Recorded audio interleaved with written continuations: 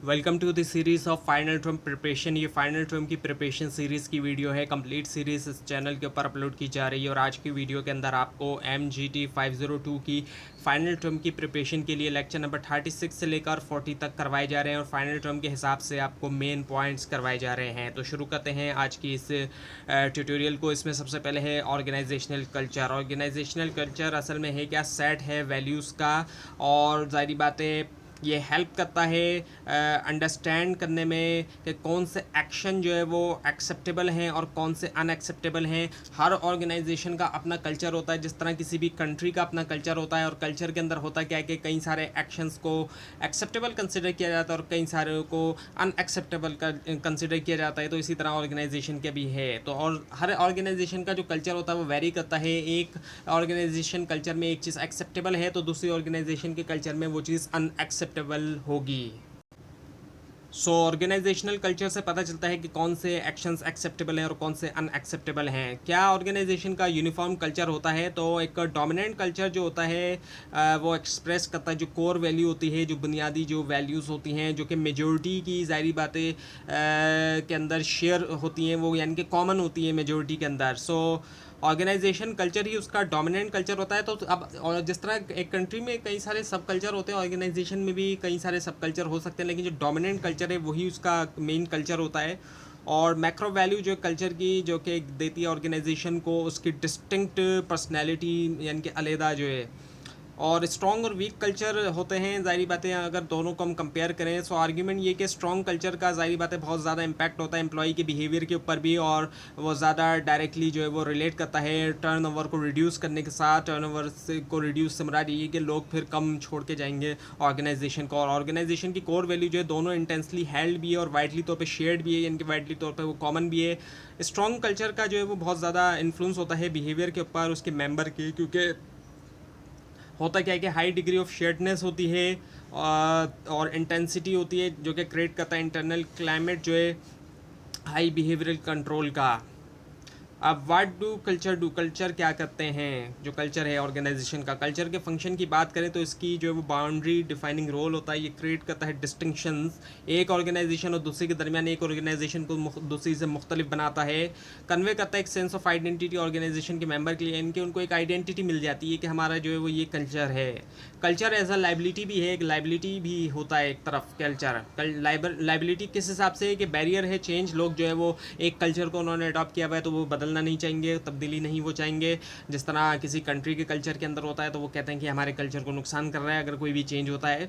और barrier to diversity भी है, तो लोग कहते हैं कि जिस तरह के लोग पहले से मौजूद हैं हमारे ही जैसे लोग आएँ, कोई नई तरह के लोग नहीं आएंगे। एक ही एथनिसिटी के लोग अगर बैठे हुए हैं तो वो चाहेंगे कि हम जैसे ही लोग आएँ, नए तरह के लोग ना आएँ।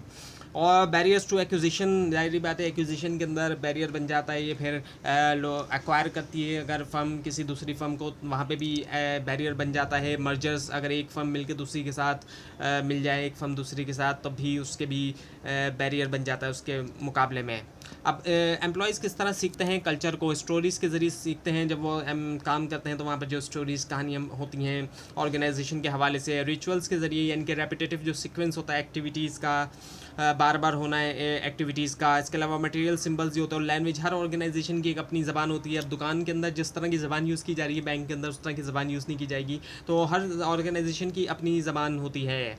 How to change a culture, अब कल्चर को किस तरीके से चेंज किया जाए। अगर कल्चर सपोर्ट नहीं करता गोल्स को, स्ट्रेटजी को एक ऑर्गेनाइजेशन की, फिर इसको चेंज कर देना चाहिए। ज़ाहिर बात है ऐसे सिचुएशन के अंदर ऐसा कल्चर किसी काम का नहीं है जो कि गोल्स और स्ट्रेटजी को जो है वो सपोर्ट नहीं करता ऑर्गेनाइजेशन के। और मर्जर और एक्विजिशन से जनरली तौर पे क्या होता है, नतीजा यही निकलता है कि कल्चर चेंज हो जाता है। जब एक फ़र्म दूसरी फ़र्म के साथ मर्ज हो गई तो भी कल्चर चेंज हो सकता है। एक फ़र्म ने दूसरी फ़र्म को एक्वायर कर लिया, उसको ख़रीद लिया, तब भी कल्चर में चेंज आ जाता है। Requirements for successfully changing organisational culture, अब सक्सेसफुली तौर पर कामयाबी के साथ किस तरह चेंज किया जाए ऑर्गेनाइजेशनल कल्चर को, इसकी क्या रिक्वायरमेंट्स हैं। सो अंडरस्टैंड किया जाए पहले तो ओल्ड कल्चर को, पहले और पुराना जो कल्चर है उसको समझना होगा।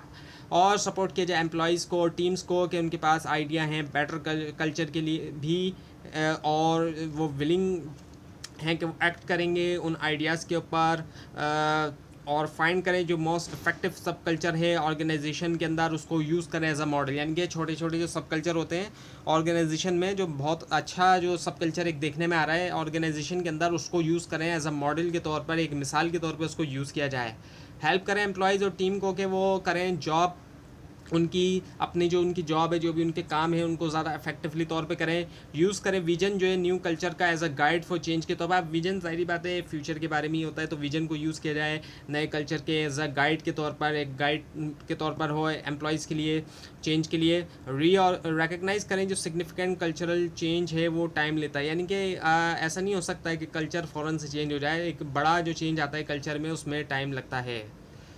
सो guidelines for managing cultural diversity. So जो कल्चरल डाइवर्सिटी को मैनेज करने के लिए गाइडलाइन है, उसमें ऑर्गेनाइजेशन को लाजमी तौर पे क्या करना चाहिए, रिकग्नाइज करना चाहिए और वैल्यू देना चाहिए जो वैरायटी ऑफ ओपिनियन है, जो डिफरेंट मुख्तलिफ तरह के ओपिनियंस और इंसाइड है, उनको ज़ाहिर बात है रिकग्नाइज भी दें और उनको वैल्यू दें।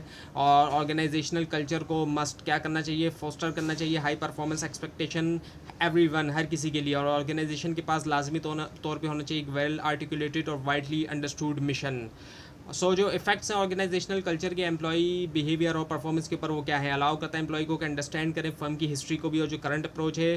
फॉस्टर करता है कमिटमेंट के कॉर्पोरेट किया जाए फिलोसफी और वैल्यूज। सर्व करता है कंट्रोल मैकेनिज्म एम्प्लॉय बिहेवियर्स के लिए। और सर्टेन कल्चरल टाइप जो प्रोड्यूस कर सकते हैं ग्रेटर इफेक्टिवनेस और productivity. Now the organisational change की हम बात करते हैं ऑर्गेनाइजेशन की। तो ऑर्गेनाइजेशन के अंदर जो चेंज होता है, तो मैनेजर्स प्राइमरी चेंज एजेंट के तौर पे काम करते हैं ज़्यादातर ऑर्गेनाइजेशन में। इनके चेंज लाने वाले एजेंट होते हैं ये एक तरह से ज़्यादा तौर पे ऑर्गेनाइजेशंस के अंदर। और बाय डिसीजन वो they make and their role modelling behaviour, उनका जो रोल मॉडलिंग बिहेवियर होता है वो शेप देते हैं ऑर्गेनाइजेशनल चेंज कल्चर को। और मैनेजमेंट डिसीजन से रिलेट करते हैं स्ट्रक्चरल डिज़ाइन के साथ, कल्चरल फैक्टर और ह्यूमन रिसोर्स पॉलिसी। अब अगर हम चेंज की बात करते हैं, जब हम चेंज के बारे में कहते हैं तो हमारा मतलब क्या होता है कि अल्ट्रेशन आ जाना ऑर्गेनाइजेशन के डिज़ाइन के अंदर भी, स्ट्रेटजी के अंदर या उसके प्रोसेसेस के अंदर, या कुछ दूसरे अटैम्प्ट ताकि इन्फ्लुएंस किया जाए ऑर्गेनाइजेशन के मेंबर को कि वो डिफरेंटली तौर पर बिहेव करें, मुख्तलिफ तरह से वो बिहेव करें। अब जो फोर्सेस हैं चेंज की वो क्या है, एक तो चेंजिंग नेचर होना वर्कफोर्स की नेचर में चेंज आता जा रहा है। और टेक्नोलॉजी जो है वो चेंज कर रही है जॉब्स और ऑर्गेनाइजेशन को, जैसे जैसे टेक्नोलॉजी डेवलप होती जा रही है। कंपटीशन जो है वो चेंज हो रहा है। और सोशल ट्रेंड जो है पास्ट जनरेशन का ये बताता है कि ऑर्गेनाइजेशन ने जो है वो एडजस्ट किया है किसके लिए, एक्सपेंशन के लिए। इंटरनेट का जो एक्सपेंशन हुआ है, बेबी बूमर्स रिटायर हो रहे हैं। बेबी बूमर्स से मुराद वो लोग जो सेकंड वर्ल्ड वॉर के बाद जिनकी बर्थ हुई थी, पैदाइश हुई थी, अब ज़ाहिर बात है वो रिटायर हो रहे हैं। एंड पीपल मूव फ्रॉम सबब बैक टू सिटीज़, लोग जो सबब से सिटीज़ की तरफ वापस जा रहे हैं। Now the managing plan change, किस तरीके से मैनेज किया जाए प्लान चेंज को। कुछ ऑर्गेनाइजेशन ट्रीट करती है तमाम चेंज को एज एन एक्सीडेंटल अकरेंस के तौर पर, जबकि कुछ चेंज जो होती है वो इंटेंशनल होती है। यानी कि कुछ तो ऐसी है कि एक्सीडेंट एक तरह से, जिस तरह एक्सीडेंट हो जाता है अचानक से उस तरह, लेकिन कुछ चेंज ऐसी होती है जो कि इंटेंशनल होती है, इरादी तौर पे की गई होती है, मर्ज़ी के साथ। गोल ओरिएंटेड एक्टिविटी जो है वो जो है प्लान चेंज है। अब स्ट्रेटजिक चेंज की हम बात करते हैं तो मेजर ट्रांसफॉर्मेशन हो जाना स्ट्रक्चर में, साइज़ में, या जो फंक्शनिंग है ऑर्गेनाइजेशन की और पर्पस होता है अचीव करना strategic objective. Degree of change की हम बात करते हैं कि किस हद तक चेंज हो रहा है, तो इसमें रेडिकल चेंज आ जाता है, यानी कि मेजर एडजस्टमेंट होती है उस तरीके में जिस तरह फर्म जो है वो अपना बिजनेस करती है। इंक्रीमेंटल चेंज होता है जो कि वक्त के साथ साथ चेंज होती है। एवोल्यूशन होता है, एवोल्यूशन के अंदर होता क्या है कि वक्त के साथ साथ चेंज आता जाता है। सोसाइटीज़ के अंदर भी हम देखते हैं कि वक्त के साथ साथ सोसाइटीज़ इवॉल्व होती हैं, तो वक्त के साथ साथ थोड़ा थोड़ा करके चेंज आता जाता है। एंड टाइमिंग ऑफ चेंज की हम बात करते हैं तो रिएक्टिव चेंज होता है जो कि रिस्पॉन्ड दिया जाता है चेंजेस को, इंटरनल या जो एक्सटर्नल एनवायरनमेंट होती है उसमें उसका एक रिस्पॉन्ड होता है। एंटिसिपेटरी चेंजिंग होती है तो इसमें क्या होता है कि बेटर तरीक़ों को देखा जाता है कंपटीशन से आगे रहते हुए, यानी कि खुद पहले से ही देख लिया जाता है कि कंपटीशन जो है उससे हम आगे रहेंगे और उसमें हम आगे रहेंगे और हम बेटर चीज़ें देखेंगे, बेटर चीज़ें हम करेंगे। रेजिस्टेंस टू चेंज, ज़ाहिर बात है मुखालफत होती है जब कभी भी चेंज लाने की कोशिश की जाती है, तब्दीली की कोशिश की जाती है कहीं भी किसी ऑर्गेनाइजेशन के अंदर। सो जो एक जो डॉक्यूमेंट फाइंडिंग है वो क्या है कि ऑर्गेनाइजेशन और उनके मेंबर्स जो है, ज़ाहिर बात है वो मुखालफत करते हैं चेंज की, क्योंकि वो ये चाहते हैं कि जो चीज़ चल रही है वो वैसे ही चलती रहे। और रेजिस्टेंस टू चेंज जो है वो नेसेसरीली तौर पे सरफेस भी नहीं करता स्टैंडर्डाइज वेज के अंदर। अब जो इंडिविजुअली तौर पे लोग रेजिस्टेंस करते हैं, मुखालफत करते हैं, वो क्यों करते हैं? एक तो ये कि उनकी हैबिट जो उनकी एक आदत बन गई है, वो चाहते हैं कि जो हमारी आदत है हम उसी पे बरकरार रहेंगे। इसके अलावा सिक्योरिटी, उनको ये भी डर होता है कि चेंज आएगा तो शायद हम जो है उसके मुताबिक एडजस्ट ना हो सकेंगे, तो हम जो है वो सिक्योर नहीं रहेंगे ऑर्गेनाइजेशन के अंदर। इकोनॉमिक फैक्टर्स होते हैं, उनको ये भी डर होता है कि कहीं ऐसा ना हो कि हमारी सैलरी वगैरह जो है वो कम हो जाए, या हमें जो बेनिफिट्स मिलते हैं चेंज आने से वो ना मिले। इसके अलावा एक मोस्ट कॉमन चीज़ ये होती है, या फिर जैसे कहना चाहिए सबसे ज़्यादा जो डर लगता है लोगों को, वो इस बात का होता है कि फेयर ऑफ अननोन होता है, कि कोई ऐसी चीज़ का होना जो बिल्कुल ही ज़ाहिर बात है अननोन है, बिल्कुल ही ऐसी चीज़ हो जाती है जिसके बारे में कोई मतलब पता ही नहीं है कि कुछ भी हो जाएगा, मतलब कुछ भी ऐसी ख़तरनाक सी चीज़ हो जाएगी, ऐसा जहन में होता है। और सिलेक्टिव इंफॉर्मेशन प्रोसेसिंग का होना। ऑर्गेनाइजेशनल रेसिस्टेंस की हम बात करें, ऑर्गेनाइजेशनल की सतह के ऊपर जो मुखालफत होती है तो उसमें स्ट्रक्चरल इनर्शिया होता है। ऑर्गेनाइजेशन की बिल्ट इन मैकेनिज़्म होता है कि वो प्रोड्यूस करे स्टेबिलिटी, और ये स्ट्रक्चरल इनर्शिया काउंटर बैलेंस के तौर पे भी एक्ट करता है ताकि सस्टेन करे स्टेबिलिटी को। इसके अलावा लिमिटेड फोकस ऑफ चेंज होता है। ऑर्गेनाइजेशन जो वो बनी होती हैं कई सारे इंटरडिपेंडेंट सब सिस्टम से, सो चेंजिंग वन अफेक्ट अदर, एक का चेंज होना दूसरे को अफेक्ट करता है। ग्रुप इनर्शिया होता है, ग्रुप नॉर्म्स भी एक्ट करते हैं एज अ कंस्ट्रेंट के तौर पर, रुकावट के तौर पर। थ्रेड टू एक्सपर्टीज़, यानी कि थ्रेड होता है एक्सपर्टीज़ के लिए। सो चेंजेस होना ऑर्गेनाइजेशनल पैटर्न में थ्रेट हो सकता है, थ्रेट दे सकता है ये जो एक्सपर्टीज़ होती है स्पेशलाइज ग्रुप की, ऐसे ग्रुप जो कि स्पेशलिस्ट होते हैं उनके लिए भी। और थ्रेड होता है इस्टेब्लिश पावर रिलेशनशिप का, सो रीडिस्ट्रीब्यूशन होना डिसीजन मेकिंग अथॉरिटी का, ये भी थ्रेड दे सकता है लॉन्ग इस्टेब्लिश पावर रिलेशनशिप। और threat to establish resource allocation. So groups जो होते हैं ऑर्गेनाइजेशन में जिनके पास ज़ाहिर बात है वो कंट्रोल करते हैं बहुत ज़्यादा रिसोर्स को, वो चेंज को थ्रेट देखते हैं, और वो यही देखते हैं कि कहीं ऐसा ना हो कि हमारा जो ये कंट्रोल है, इतने बड़े जो रिसोर्स को हम कंट्रोल कर रहे हैं, ये हमारे हाथों से चला जाए। अब ओवरकमिंग रेजिस्टेंस टू चेंज, मुखालफत को, जो चेंज है तब्दीली है उसको कैसे ज़ाहिर बात है मुखालफत का मुकाबला किया जाए, या उसको किस तरीके से रोका जाए। तो लोगों को ज़ाहिर बात है एम्प्लॉयज़ को एजुकेट किया जाए, उनको तालीम दी जाए चेंज के हवाले से, और कम्युनिकेट किया जाए, उनको ज़ाहिर बात है बताया जाए आखिर, ताकि लोगों को चीज़ें पता नहीं होती, इस वजह से भी लोग मुखालफत कर रहे होते हैं। पार्टिसिपेशन हो, उनका भी इनपुट लिया जाए, फैसिलिटेशन दी जाए, उनको सपोर्ट किया जाए, नेगोशिएट भी किया जाए। नेगोशिएशन की ज़ाहिर बात है नेगोशिएशन होती है, उनसे बारगेनिंग वगैरह की जाए, और मैनिपुलेशन और कॉपटेशन की तरफ भी जाया जाए ज़रूरत पड़े। और कई बार ऐसा भी होता है कि कोर्जन की तरफ भी जाना पड़ सकता है, यानी कि ज़बरदस्ती का मामला भी कुछ जगहों पे हो सकता है। चेंज एजेंट की बात करते हैं तो ऐसा इंडिविजुअल या ग्रुप होता है जो कि टास्क लेता है इंट्रोड्यूस करने के लिए और मैनेज करने के लिए एक चेंज ऑर्गेनाइजेशन के अंदर। तो ये इसका यही काम होता है कि ये इंट्रोड्यूस करे और मैनेज करे चेंज ऑर्गेनाइजेशन के अंदर। So what can change agents change, change agent क्या चेंज कर सकता है स्ट्रक्चर को। चेंज एजेंट जो है वो अल्टर कर सकता है एक या ज़्यादा जो की एलिमेंट है ऑर्गेनाइजेशन डिज़ाइन के अंदर। इसके अलावा टेक्नोलॉजी, कॉम्पिटिटिव फैक्टर्स या फिर इनोवेशन जो होते हैं कि इंडस्ट्री के अंदर अक्सर रिक्वायर करते हैं चेंज एजेंट्स को कि वो इंट्रोड्यूस करें न्यू इक्विपमेंट, टूल्स या ऑपरेटिंग मेथड। इसके अलावा लोगों की हम बात करते हैं तो चेंज एजेंट हेल्प करते हैं इंडिविजुअल्स को भी और ग्रुप्स को भी ऑर्गेनाइजेशन के अंदर कि वो वर्क करें ज़्यादा इफेक्टिवली तौर पे एक दूसरे के साथ मिलकर। ऑर्गेनाइजेशनल डेवलपमेंट की हम बात करते हैं तो एक ऐसी टर्म है जो कि जिसके अंदर कलेक्शन हो जाती है, कलेक्शन होती है प्लान चेंज इंटरवेंशन की, जो कि बिल्ड करती है ह्यूमनिस्टिक डेमोक्रेटिक वैल्यूज़ के ऊपर, जो कि सीख करती है इम्प्रूव करना ऑर्गेनाइजेशनल इफेक्टिवनेस और जो एम्प्लॉय की वेलबींग होती है।